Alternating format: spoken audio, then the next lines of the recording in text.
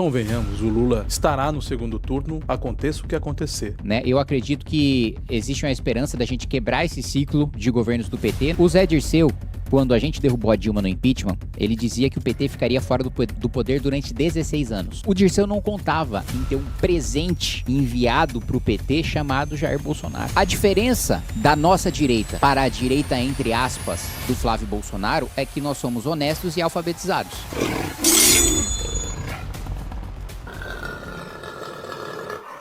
Dia 1º de agosto, o evento mais importante do Partido Missão, o primeiro congresso do Partido Missão, em que nós vamos lançar oficialmente a candidatura de Renan Santos à presidência da República, a minha candidatura a deputado federal, candidaturas de mais de 500 candidatos a deputado federal que nós teremos após as convenções, um evento gigantesco, histórico. Nós estaremos nas capas de jornal como a nossa primeira convenção, como a oficialização do nosso projeto, e depois a gente vai pegar essa foto e comparar com a foto da vitória, da comemoração das nossas eleições. Então eu preciso que você participe desse momento histórico. Compre seu ingresso aqui no link da descrição do vídeo. Convenhamos, o Lula estará no segundo turno, aconteça o que acontecer.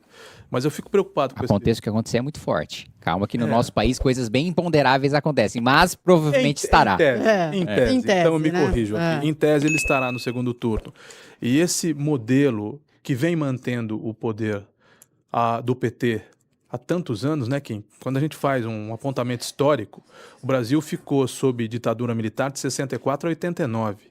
Se o Lula for reeleito uma vez mais, o PT terá ficado na presidência da República os mesmos 24 anos, ou, para ser preciso, quase os mesmos 25 anos do regime militar, né? Nós tivemos um intervalo de 2 mandatos do Fernando Henrique Cardoso e de um do Bolsonaro nos últimos anos do nosso país, desde 1964. Ou é militar ou é PT. E esse modelo do PT me parece investir na pobreza da população. Quanto mais pobre for o brasileiro, mais dependente ele fica da mão invisível do Estado.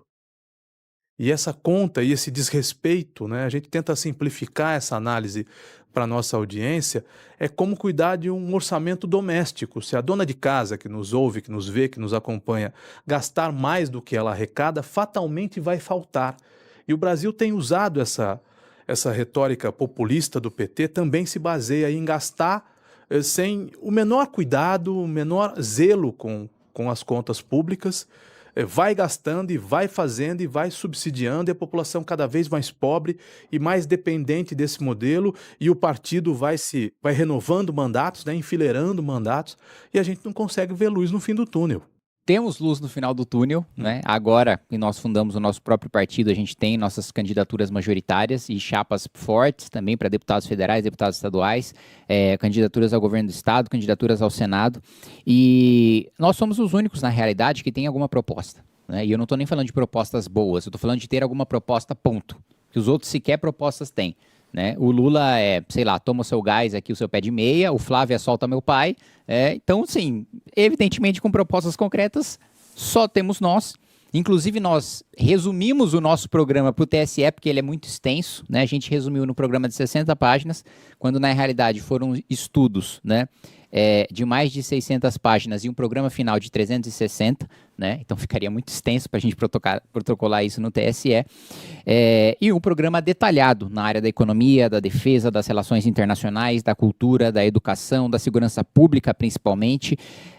Então sim, né, eu acredito que existe uma esperança da gente quebrar esse ciclo de governos do PT, não só de governos do PT, mas da hegemonia de família Bolsonaro também, que foi a responsável por devolver o PT para o poder.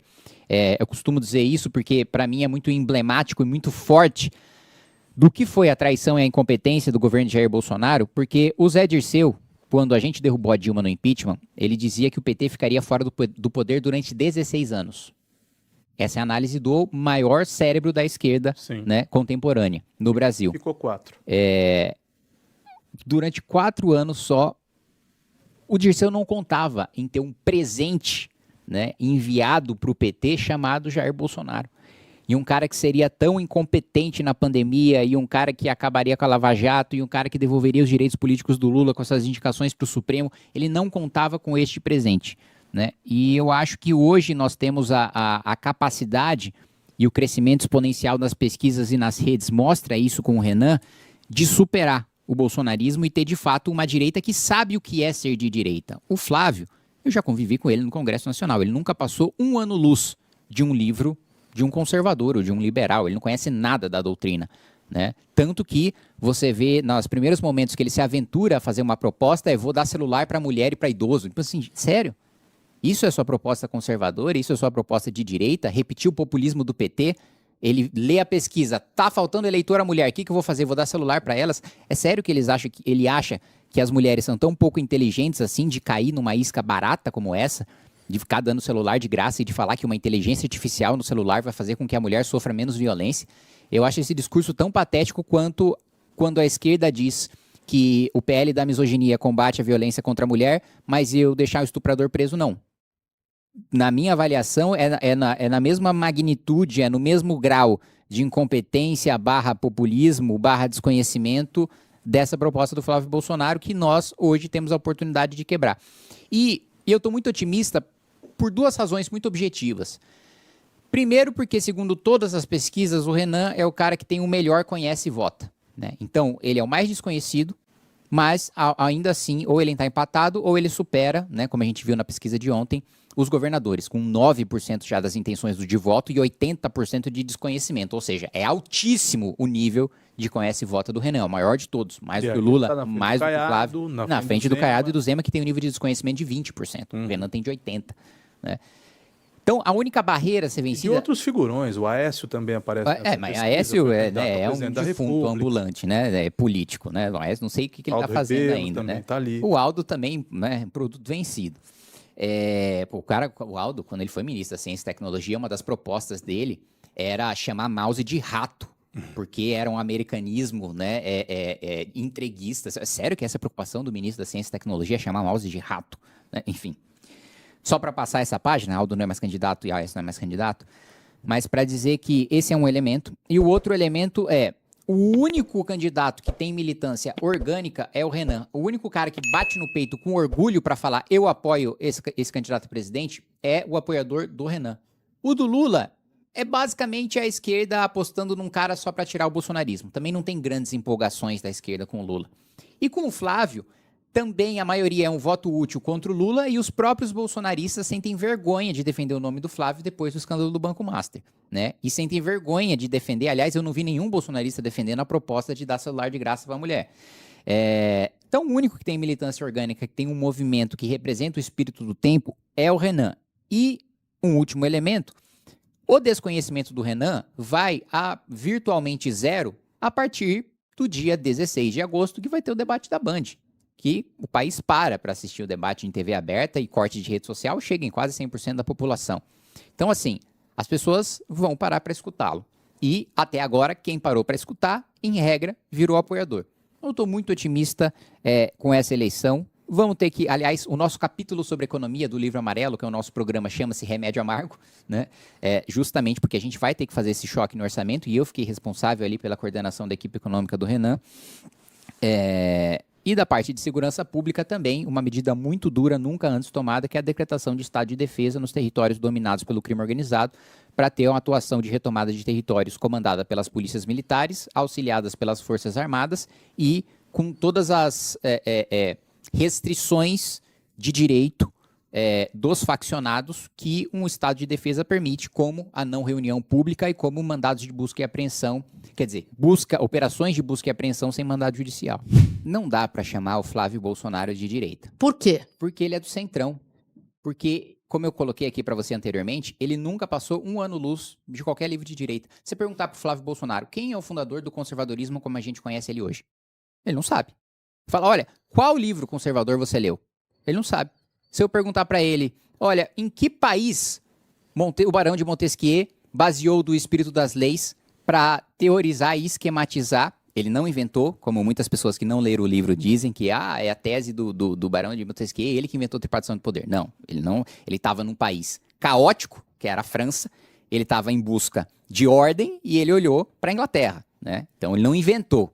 Mas ele, digamos assim, positivou em livro, né, e desenhou. Se você perguntar para o Fábio, ele não tem a menor noção, né, de Barão de Montesquieu, do espírito das leis, né, de onde veio a tripartição do poder. Então, assim, a diferença da nossa direita para a direita, entre aspas, do Flávio Bolsonaro, é que nós somos honestos e alfabetizados. Essa é a diferença fundamental. A gente não roubou dinheiro do Banco Master, a gente não roubou dinheiro no rachadão da Alesp junto com o André Siciliano do PT, né? A gente não participou de festinha em Trancoso, né? E nós lemos os autores que nós defendemos. Ele sequer defende autor algum porque ele não sabe nem o nome, nem daqueles que ele não leu, ele não sabe. Então, a diferença fundamental é, quando a gente apresenta uma proposta, uma política pública, a gente pega o que funcionou no mundo inteiro, porque nós somos pragmáticos, não somos dogmáticos. Ah, mas esse país é de esquerda. A política de investimento em IA da China funcionou? Eu quero aqui. Não interessa se a China é comunista. Não quero saber. Eu quero saber, funcionou essa política de Estado? Eu quero aqui. Né? A política de livre mercado de Singapura, de formação de capital humano de Singapura, funcionou? Ótimo. A política de fusão de município e avaliação de gestão do Japão funcionou? Ótimo. A política de formação técnica da Alemanha funcionou? Ótimo. Né? Vamos trazer para cá. A política de investimento em ferrovia dos Estados Unidos funcionou? Ótimo. Vamos trazer para cá. Então, nós estudamos as nossas propostas, nós trazemos todas as evidências do porquê que elas funcionam e vão funcionar no Brasil, e nós não somos populistas. Né? Então, quando você para analisar, vamos pensar friamente sobre essa política do Flávio Bolsonaro de dar celular para a mulher. Por que mulher precisa receber celular de graça? Esse é o primeiro ponto. Qual é o problema que você quer resolver dando o celular de graça para a mulher? Ele fala, não, é uma questão de violência doméstica e inserção na economia. Primeiro, nenhuma mulher deixa de ser estuprada ou ser morta porque tem um celular. Aliás, todas as que eu conheço que foram estupradas e mortas tinham. Isso não mudou absolutamente nada. Nenhuma mulher deixa de ser violentada porque tem uma IA estatal dentro do seu celular. Vai fazer o quê? O cara está se aproximando, eu vou falar, Maria, o que eu faço? Que é o nome da IA dele. O que é o chat GPT do Flávio Bolsonaro vai falar o quê? Para proteger ela do agressor. Né? Idoso. Todos os idosos que eu conheço têm celular. Gente, o morador de rua tem celular. Pô, eu já fui cumprimentado por um morador de rua e falou, veja os seus vídeos. Então, assim, qual que é a evidência, né? Qual que é o problema que ele quer resolver? Primeiro, ele não sabe. Segundo, qual que é a evidência de que isso funciona? Onde isso funcionou? Ele não sabe. Quanto vai custar isso? Ele não sabe. Ele chutou, não tem memória de cálculo. Então, assim, isso é a diferença fundamental. Nós sabemos onde funcionou, por que vai funcionar aqui, qual que é o objetivo da política pública, quanto custa, como a gente vai pagar. Nós nunca roubamos e nunca roubaremos. E nós lemos os autores que nós defendemos. Essa é a diferença fundamental. Isso é ser de direita. O resto é ser farsante do Centrão. Vocês não vão ter a maior bancada no Congresso. Nem na Naturalmente, Câmara, eu não tenho. nem no Senado. Hoje o nosso partido tem um. E o nosso partido aprova o projeto. Então, assim, e um projeto não é projeto qualquer. Eu acabei de aprovar um aumento de pena que não havia há décadas, que é de furto, roubo e receptação. Com o governo contra. O PT votou contra. Lula só sancionou porque é ano de eleição. O PT relativiza a violência, né, Kim? O PT acha que um estuprador ele consegue ser ressocializado na cadeia. Eu acho que ele não tem solução. Eu também acho que Eu acho que um cara que tem a capacidade de submeter uma mulher à tortura psicológica e física, de sofrer uma violência sexual, não há aula de direitos humanos ou profissão que ele aprenda que faça com que ele tenha capacidade de voltar a conviver em sociedade. O PT e o PSOL, especialmente, discordam diametralmente dessa visão. Eles acham que é possível que um sujeito que cometa esse nível de violência seja recuperado. Eu acho que não. Inclusive, no mundo ideal, nós defendemos uma nova Constituição para ter a possibilidade de prisão perpétua ou pena de morte. Eu não, por exemplo... Vocês defendem, então, a pena de morte? Sim.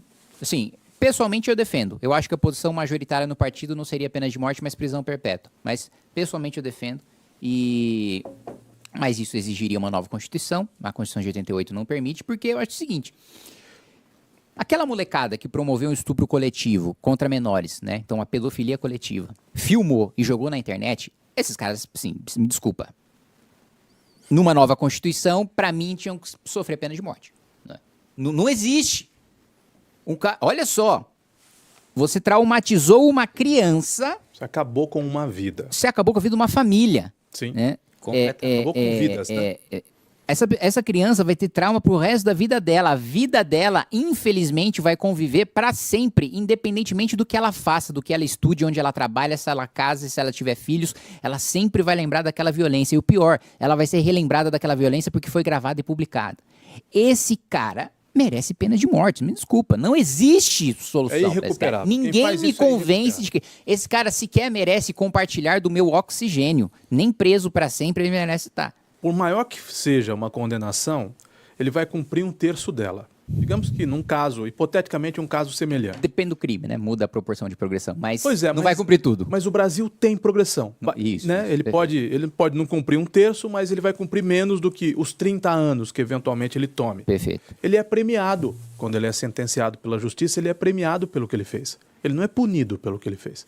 E reinserção na sociedade de um camarada assim, esquece. Você tem toda a razão. Eu acho que nem progressão deveria existir. Eu também assim, acho que não. Aliás, acho que progressão não deveria existir para nenhum caso. Não, nenhum caso. E Caio, isso é um paralelo. Né? Ontem tinha gente fazendo protesto para soltar a doutora Deolane da cadeia. Então, assim, você vê... 20 pessoas foram os recortes que a gente faz da sociedade. Pedindo para que uma mulher... Né, o doutor Lincoln Gakia fez uma investigação de anos com elementos, com consistência, com solidez. Excelente promotor, hein? E 20 pessoas, e brigando contra o crime organizado, e 20 pessoas ou 30 foram à Avenida Paulista para pedir para que essa mulher seja solta. E louvando, né, a influencer, né? Eu nem sei se a gente pode chamar de influencer alguém com um currículo desse, né? Com essa ficha que a polícia investiga. É lamentável. Mas isso é símbolo também da doença que a gente vive na nossa sociedade, do estado de anomia, do estado de ruptura de tecido social que a gente vive. Porque quando você chega num ponto, vereador, de ter fã-clube de bandido... Isso que eu ia te perguntar. De ter torcida de bandido é porque nós estamos numa sociedade profundamente doente. Sim. Nós estamos numa sociedade que perdeu seus valores. Por isso que quando a gente fala de desfavelização e retomada de território, não é só para matar as lideranças do crime organizado.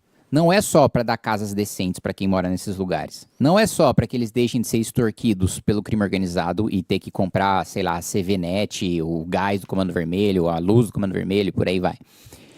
É para que as crianças desses lugares não tenham como referência, e muitas dessas crianças, né, são criadas por mães solteiras, e eles buscam, né, eles olham para o lado e veem qual que é a referência paterna que eu tenho aqui. Uhum. É o traficante, que ele é símbolo de um status social elevado. O traficante é o cara que tem dinheiro, ele é poderoso, ele é famoso, ele tem as mulheres. Que então, cuida da comunidade. Virou a referência. E aí ele cresce aspirando ser aquilo. Retomar território também é salvar o futuro dessas crianças do próprio desejo delas, da própria aspiração delas, que hoje, parte delas, infelizmente, pelo meio, tem como principal aspiração e referência um traficante. E elas chegam a esse traficante muitas vezes pelas redes sociais. E aí, a Deolane, quando foi presa, tinha 21,4 milhões de seguidores no Instagram. O perfil dela continua ativo, ela perdeu 100 mil seguidores. A gente ouve o tempo todo falar em cancelamento, fulano de tal foi cancelado, fulano de tal foi tirado do Facebook ou do Instagram. Eu fico a pensar, e o Kim é um dos nossos deputados federais mais importantes, por que é aí que... é por sua conta, hein? Por que é que a plataforma não suspende, pelo menos temporariamente, o perfil da Deolane? Ela continua lá. Alguém pode administrar, ela está na cadeia, mas alguém pode administrar aquele perfil e as pessoas vão continuar acessando aquele conteúdo indefinidamente, enquanto ele continuar lá. Um dos pontos que tem no nosso programa de governo é justamente a criminalização da apologia ao crime organizado. Né? Então, a gente teve a ideia, né, do projeto de lei anti-Oruan, que foi uma iniciativa da nossa vereadora Amanda Vettorazzo, em São Paulo, que é para o poder público ser proibido de financiar shows de artistas que são propagandistas do crime. Mas no nosso plano a gente quer ir além. A gente quer criminalizar, a gente quer impedir que qualquer pessoa cante uma música, faça um filme ou faça uma pichação escrito Comando Vermelho, que é o que foi feito em El Salvador. Nós precisamos matar a propaganda do crime.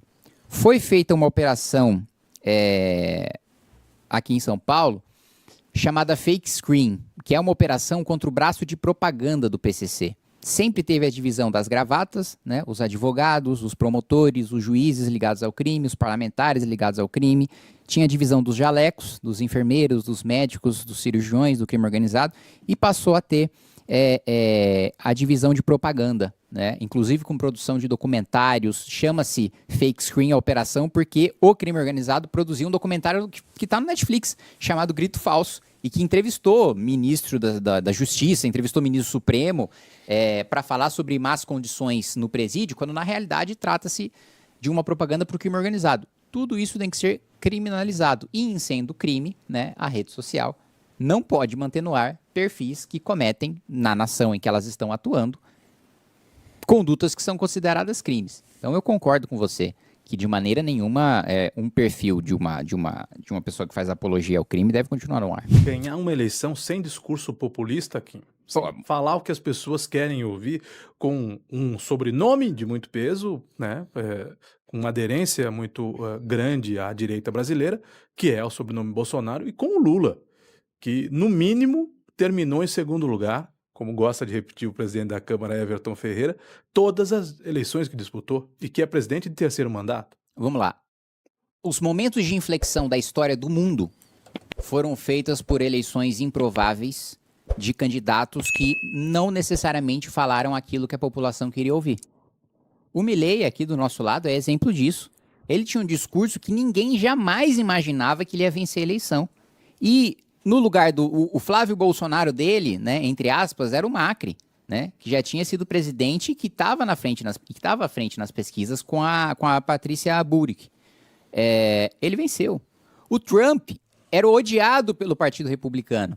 Ninguém garantia que ele ia vencer as prévias. O Trump dizia, e isso foi uma quebra de paradigma gigantesco dentro do Partido Republicano, que se ele perdesse as prévias, ele não ia apoiar o candidato republicano. Isso nunca aconteceu na história do partido. E ele venceu. O Spriella estava atrás também. Venceu as eleições, né? A eleição do Churchill foi uma eleição improvável e impediu que o mundo fosse nazista. Então, assim, os principais momentos de inflexão da história, e o momento que nós vamos viver nesse ano é um marco entre o Brasil que vai se tornar desenvolvido e civilizado para o Brasil do Império da Barbárie que a gente vive hoje, será um ponto de inflexão da eleição do Azarão, que é a eleição do Renan Santos. Então, há histórico, dentre todas as improbabilidades que você colocou, de vitória. E é nesse cenário que a gente trabalha. Se você já percebeu que aqui não é discursinho, que aqui é trabalho, é o maior número de relatórios de projetos de lei aprovados e de relatórios e projetos de lei ruins, barrados. Se você se cansou de farsante populista, que é só videozinho, discursinho barato ou emendinha sendo inaugurada aí na sua cidade, então eu preciso da sua ajuda para continuar o meu trabalho. Clica aqui no link que você vai poder participar e ajudar, dar vaquinha para minha campanha.